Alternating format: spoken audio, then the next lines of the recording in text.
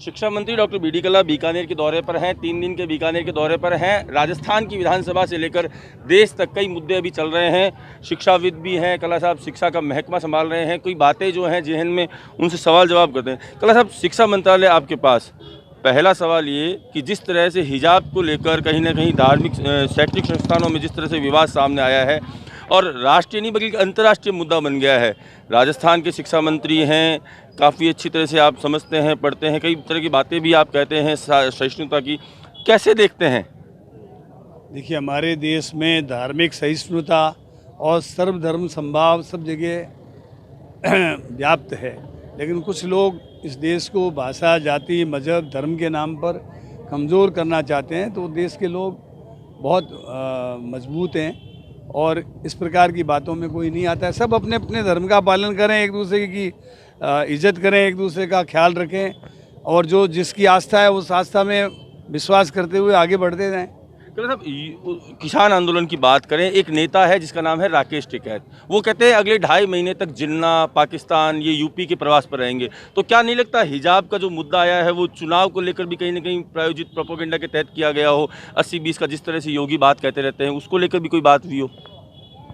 देखिए, जो लोग मजहब के नाम पर, जाति के नाम पर, धर्म के नाम पर चुनाव लड़ते हैं वे ठग हैं, और जो आर्थिक कार्यक्रम के नाम से चुनाव लड़ते हैं वे वास्तव में जनसेवक हैं। अब जनता धीरे धीरे समझ रही है कि जनसेवक कौन है और ठग कौन है। कर्नाटक का ये भी कि जहाँ जहाँ भी 2 करोड़ लोगों को हम प्रतिवर्ष रोजगार देंगे, बजट आया 2 करोड़ लोगों को केंद्रीय बजट में रोजगार मिलेगा क्या? उनका बजट सिद्ध कर रहा है कि वो खुद कह रहे हैं कि 20 लाख से अधिक लोगों को रोजगार पूरे देश में नहीं मिलेगा, जबकि उन्होंने वायदा किया था। 7 वर्ष हो गए केंद्रीय सरकार को, 14 करोड़ लोगों को रोजगार मिलना चाहिए था, लेकिन 1 करोड़ 40 लाख को ही नहीं मिला अभी तक रोजगार। तो कहने का तात्पर्य ये है कि कहो कुछ भी लेकिन करो भी तो सही, कुछ दिखाओ बहुत और नापो कुछ नहीं। कहने का मतलब ये है कि सरकार ने ये कहा था, वर्तमान केंद्रीय सरकार के मुखियाओं ने, कि हमारी सरकार आएगी तो हर एक के खाते में 15 लाख रुपए आएंगे, 15 पैसे ही नहीं आए।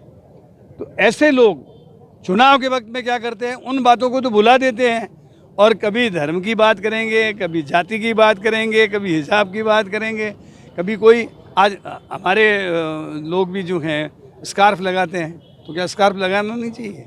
मच्छरों से बचने के लिए आप देखो बहुत से जो हैं बच्चे जो अलग अलग धर्मों के हैं वो स्कार्फ लगा के जाते हैं। इसका मतलब कर्नाटक का ये विवाद जो है जयपुर के चाकसू तक पहुंच गया, तो राजस्थान के शैक्षणिक संस्थानों में क्या इस तरह की कोई पाबंदी ऐसी? राजस्थान में कोई तरह का इस तरह का विवाद नहीं है और हम लोग पूरे तरह से सावधान हैं। तो सर, एक आपकी ही पार्टी के समर्थक इसलिए क्योंकि निर्दलीय चुनाव जीते थे, सलाहकार टू चीफ मिनिस्टर हैं संयम लोढ़ा, कल वो आपको लेकर कुछ बात कह रहे थे। वो एक्चुअली मैं समझे नहीं, मैंने उनको ये कहा था संविदा कर्मी किसी को घोषित करने की परंपरा नहीं है। जो स्वयं संविदा कर्मी है उनको क्या घोषित करूं मैं? तो वो मेरी बात को समझ नहीं पाए, समझ जाएंगे तो अपने आप खुद ही गिल्टी कॉन्शियस फील करेंगे। मतलब जो आदमी संविदा कर्मी है उसको दर्जा देने की क्या बात है? वो शुरू से ही संविदा कर्मी है और वो पूर्ववत कार्यरत हैं। संविदा कर्मी जो है उसको दर्जा देने की क्या बात? दर्जा देने की कोई परंपरा नहीं है। जो संविदा कर्मी पहले से ऑलरेडी है वो मेरी बात को समझ नहीं पाए।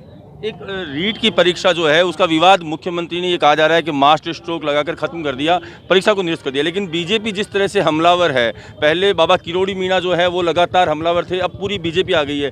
सतीश पूनिया का एक वीडियो भी वायरल हो रहा है जिसमें उन्हें धक्का दिया जा रहा है और वो कह रहे हैं कि ये धक्का मुझे नहीं है, कांग्रेस की सरकार को 2023 में हम देख लेंगे, राजस्थान की जनता देख लेगी। क्या कहेंगे? CBI जाँच की लगातार मांग कर रहे हैं। बीजेपी के राज में RAS के पेपर आउट हो गए, 5 पेपर आउट हुए, उनकी सूची मैंने विधानसभा में पेश की। केंद्रीय सरकार के कई पेपर आउट हो गए, कहाँ कहाँ उन्होंने जांच कराई। बल्कि बीजेपी के राज में तो थानों में SOG कोई जांच नहीं थी। नहीं, देवनानी जी सरकार ने तो रीट के पेपर के बारे में जो शिकायत आई उस आधार पर जांच की। L1 में कोई पेपर आउट नहीं हुआ। L2 के जो पेपर कुछ लोगों आउट हुए उसकी जानकारी मिली, रीट की परीक्षा कैंसिल कर दी। पहले 31,000 पोस्टों के ऊपर रीट की परीक्षा हुई थी, तो 15,000 पद ये तो छोड़ दीजिए, 16,000 ये और करीब करीब ये समझो 30,000 पद और माननीय मुख्यमंत्री जी ने बढ़ा दिए। तो अब लगभग 46,500 पदों पर रीट की परीक्षा माननीय मुख्यमंत्री जी ने कहा हम अगले 6 महीने में करवा देंगे। तो डिले ज़रूर हुआ है, लेकिन जो बेरोजगार योग्य हैं उनको योग्यता के आधार पर निश्चित रूप से नौकरी दी जाएगी। एक अंतिम सवाल है मेरा, क्योंकि चुनाव का समय आ रहा है तो सवाल बनता है। एक समस्या बीकानेर की जो पिछले 40 सालों से है और हर चुनाव में कहीं ना कहीं मुद्दा रहता है, रेलवे फाटक। उसको लेके अब संभावनाएं हैं, क्योंकि अर्जुन मेघवाल भी केंद्र में प्रतिनिधि हैं, आप राजस्थान की सरकार में नंबर 2 नंबर 3 की बात लगातार कही जा रही है आपके बारे में। तो क्या लगता है फाइनली अब 19 महीनों में कुछ होगा? देखिए, पिछले दिनों में यहाँ के एमपी और जो केंद्र के में मंत्री भी हैं, मैं उनके साथ रेल मंत्री जी से मिल के आया था और रेल बाईपास के बारे में उनसे बात की। उन्होंने कहा 2-2.5 महीना का वक्त दो, करीब करीब पूरा हो रहा है तो हम उनसे पूछ लेंगे कि वो क्या कर रहे हैं। केंद्र की सरकार जो है बाईपास बनाने का काम उनका है, हमसे वो जो सहयोग लेना चाहेंगे हम देंगे। नहीं, बाईपास ही विकल्प है मतलब, या एलिवेटेड वगैरह कुछ ऐसा और ऑप्शन? वो तो अब वो क्या सोचते हैं उसके बारे में उनका जवाब आएगा, फिर हम बताएंगे कि हमको क्या करना है। ये थे मंत्री बीडी कल्ला, जिन्होंने कई मुद्दों पर लगातार बात की। तो साथ ही विधानसभा में संयम लोढ़ा ने जो सवाल उठाया उसको लेकर भी बात की, और हिजाब के मुद्दे पर कहीं ना कहीं बीडी कल्ला ने अपना पक्ष रखा है। इसके अलावा बीकानेर की और जो समस्याएं हैं उनको लेकर भी मंत्री बीडी कल्ला ने अपना जवाब दिया है। बीकानेर से ईटीवी भारत के लिए अरविंद व्यास।